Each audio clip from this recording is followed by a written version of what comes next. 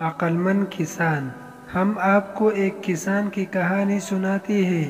کیا آپ کو معلوم ہے کہ کسان کہتے ہیں یہ تو آپ سب جانتے ہوگے کہ اللہ پاک ہمارے لیے کھانے پینے کی ساری چیزیں، چاول، گندم، دالیں وغیرہ اور سارے پھل، سیب، آم وغیرہ زمین سے اگاتے ہیں۔ زمین کو کھودا جاتا ہے اور اس میں بیج ڈالے جاتے ہیں، پھر اللہ تعالیٰ اس میں سے اناج اور پھل اگاتے ہیں۔ جو شخص زمین پر محنت کرتا ہے، اسے کھودتا ہے اور اس میں بیج ڈالتا ہے، اسے کسان کہتے ہیں۔ یہ کہانی بھی ایک کسان کی ہے۔ اس کا نام احمد تھا۔ احمد کی 3 بیٹے تھے۔ وہ اپنے گھر میں بہت خوش تھے، لیکن احمد ایک بات سے بہت پریشان تھا کہ اس کے بیٹے بہت سست اور کام چور تھے۔ وہ کام کاج میں بالکل اس کی مدد نہیں کرتے تھے۔ آخر بہت سوچنے کے بعد اس کے ذہن میں ترکیب آئی۔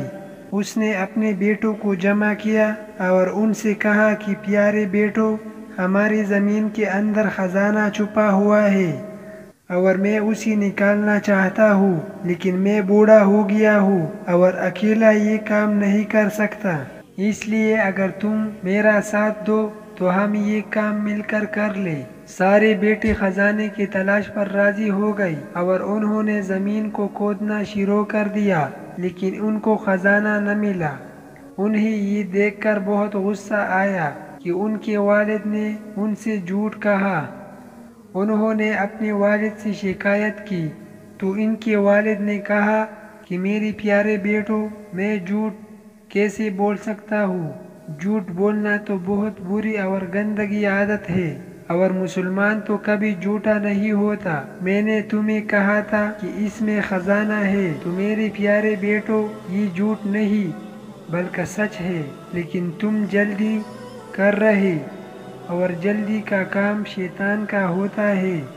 تو وہ کرو جو میں تمہیں بتاتا ہوں، یہ بیج لو اور زمین میں ڈال دو۔ جب سارے بیٹوں نے مل کر بیج ڈال دی تو کسان نے کہا، آؤ اب وضو کرو اور نماز پڑھ کر اللہ تعالیٰ سے دعا کرو کہ اللہ بارش برسا دے۔ سب نے وضو کیا، نماز پڑھی اور بارش کی دعا کی۔